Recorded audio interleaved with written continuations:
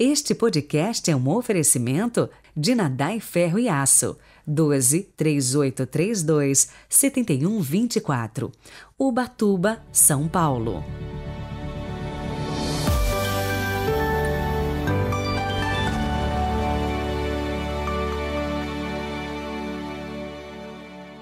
Nada te perturbe, nada te espante, tudo passa. Deus não muda, a paciência tudo alcança. Quem a Deus tem, nada lhe falta, só Deus basta. O essencial não é pensar muito, é amar muito. A vida é apenas uma noite que se passa em péssima hospedaria. O Senhor nos ama mais do que nós mesmos nos amamos. Esta bela frase é uma de tantos escritos da doutora da Igreja, Santa Teresa d'Ávila, que nós celebramos neste sábado, 15 de outubro de 2022. Rezemos.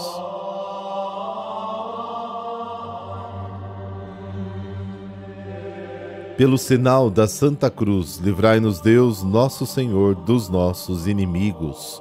Ó Deus, que pelo Espírito Santo fizeste surgir Santa Teresa para recordar à Igreja o caminho da perfeição, dai-nos encontrar sempre alimento em sua doutrina celeste e sentir em nós o desejo da verdadeira santidade. Amém.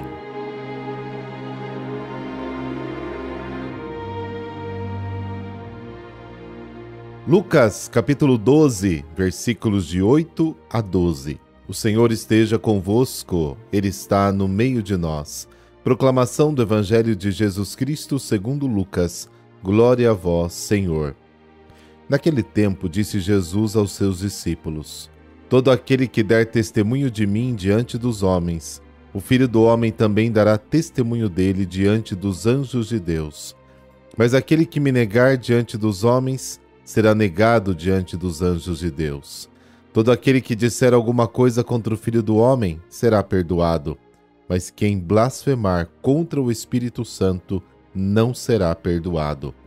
Quando vos conduzirem diante das sinagogas, magistrados e autoridades, não fiqueis preocupados como ou com que vos defendereis ou com que direis, pois nesta hora o Espírito Santo vos ensinará o que deveis dizer.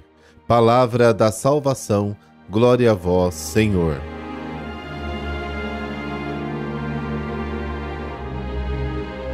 Enquanto Jesus está a caminho de Jerusalém, Lucas, no capítulo 11, que antecede a passagem do Evangelho de hoje, tem a intenção de revelar os abismos da ação misericordiosa de Deus e, ao mesmo tempo, a profunda miséria que se esconde no coração do homem, especialmente naqueles que têm a tarefa de ser testemunhas da palavra e da obra do Espírito Santo no mundo.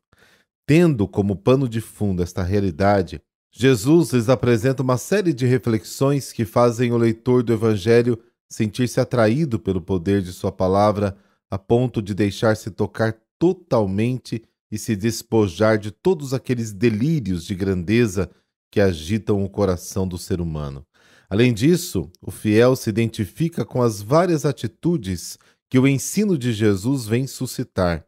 Antes de tudo, ele se reconhece no discípulo que segue Jesus e é enviado para precedê-lo no papel de mensageiro do reino. Em suma, o caminho do leitor do capítulo 11 é caracterizado por este encontro com o ensinamento de Jesus que lhe revela a intimidade de Deus, a misericórdia do coração do Senhor, mas também a verdade do seu ser humano.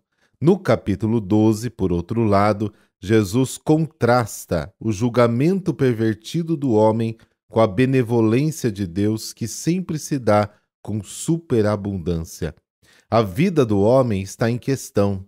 Deve-se atentar para a perversão do julgamento humano, ou melhor, para a hipocrisia que distorce valores para privilegiar apenas o próprio interesse e vantagens. Mais do que estar interessado na vida, aquilo que deve ser aceito gratuitamente. A palavra de Jesus lança um apelo sobre como enfrentar a questão da vida. O homem será julgado por como se comporta no momento em que é ameaçado.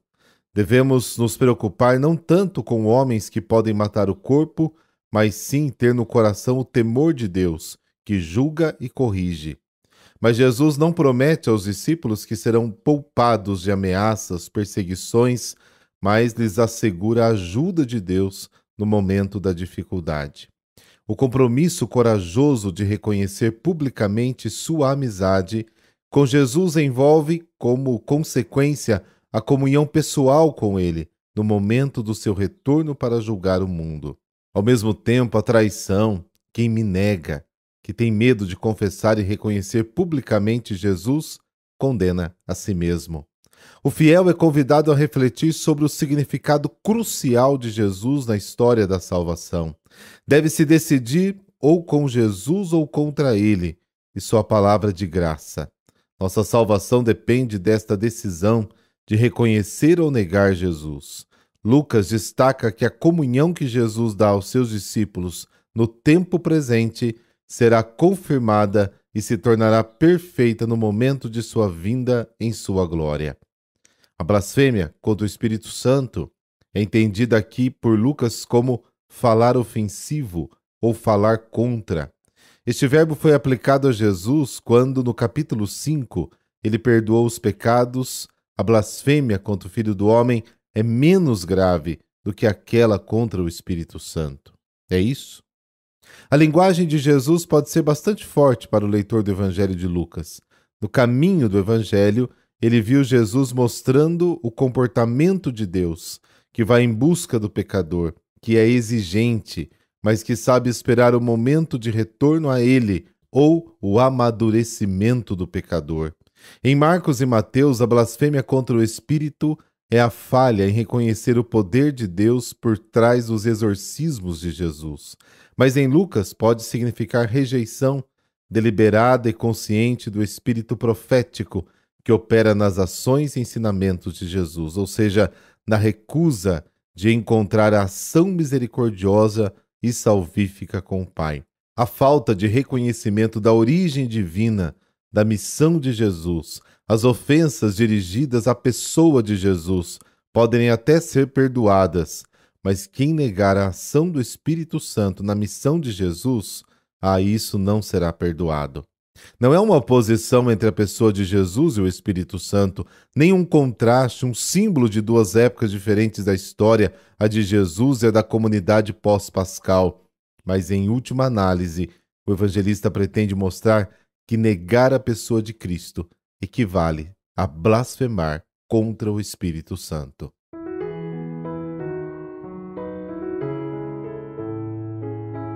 Santa Teresa d'Ávila, com grande alegria lembramos hoje da vida de santidade daquela que mereceu ser proclamada doutora da Igreja, também conhecida como Santa Teresa de Jesus. Teresa nasceu em Ávila, na Espanha, em 1515. Foi educada de modo sólido e cristão, tanto assim que, quando criança, se encantou tanto com a leitura da vida dos santos mártires, a ponto de ter combinado fugir com o irmão para uma região onde muitos cristãos eram martirizados, mas nada disso deu certo, graças à vigilância dos pais. Aos 20 anos, ingressou no Carmelo de Ávila, onde viveu um período do relaxamento, pois muito se apegou às criaturas, parentes e conversas destrutivas, assim como conta em seu próprio livro biográfico. Certo dia foi tocada pelo olhar da imagem de um Cristo sofredor. Assumiu a partir dessa experiência a sua conversão e voltou ao fervor da espiritualidade carmelita a ponto de criar uma espiritualidade modelo. Foi grande amiga do seu conselheiro espiritual, São João da Cruz, também doutor da Igreja, místico e reformador da parte masculina da ordem carmelita. Por meio de contatos místicos e com a orientação desse grande amigo, iniciou aos 40 anos de idade, com saúde abalada, a reforma do Carmelo feminino. Começou pela fundação do Carmelo de São José, fora dos muros de Ávila. Dali partiu para todas as direções da Espanha, criando novos Carmelos e reformando os antigos. Com isso, provocou muitos ressentimentos por parte daqueles que não aceitavam a vida austera que propunha para o Carmelo reformado. chegou a ter temporariamente revogada a licença para reformar outros conventos ou fundar novas casas. Santa Teresa deixou-nos várias obras grandiosas e profundas, principalmente escritas para suas filhas do Carmelo: O Caminho da Perfeição, Pensamentos sobre o Amor de Deus, Castelo Interior, A Vida. Morreu em Alba de Tormes, na noite do dia 15 de outubro de 1582, aos 67 anos, e em 1622 foi proclamada santa. O seu segredo foi o amor. Conseguiu fundar mais de 32 mosteiros, além de recuperar o fervor primitivo de muitas carmelitas, juntamente com São João da Cruz. Teve sofrimentos físicos e morais antes de morrer, até que em 1582 disse uma das últimas palavras: Senhor, sou filha de vossa igreja, como filha da Igreja Católica, quero morrer. No dia 27 de setembro de 1970, o Papa Paulo VI reconheceu-lhe o título de doutora da Igreja. Sua festa litúrgica é no dia 15 de outubro. Santa Teresa d'Ávila é considerada um dos maiores gênios que a humanidade já produziu.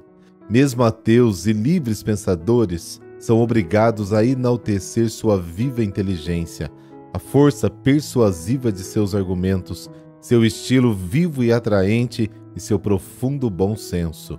O grande doutor da Igreja, Santo Afonso Maria de Ligório, a tinha em tão alta estima que a escolheu como patrona, e a ela consagrou-se como filha espiritual, enaltecendo-a em muitos de seus escritos. Ó Santa Teresa de Jesus, vós sois a mestra da genuína oração e nos ensinais a rezar conversando com Deus Pai, Filho e Espírito Santo. Ó Santa Teresa, ajudai-nos a rezar com fé e confiança, sem nunca duvidar da bondade divina. Ajudai-nos a rezar com inteira conformidade de nossa vontade com a vontade de Deus, com insistente perseverança até alcançarmos aquilo que necessitamos. Amém. Por intercessão da grande doutora da Igreja, Santa Teresa d'Ávila, essa bênção de Deus Todo-Poderoso, Pai, Filho, Espírito Santo. Amém. Bom sábado. Nos falamos amanhã.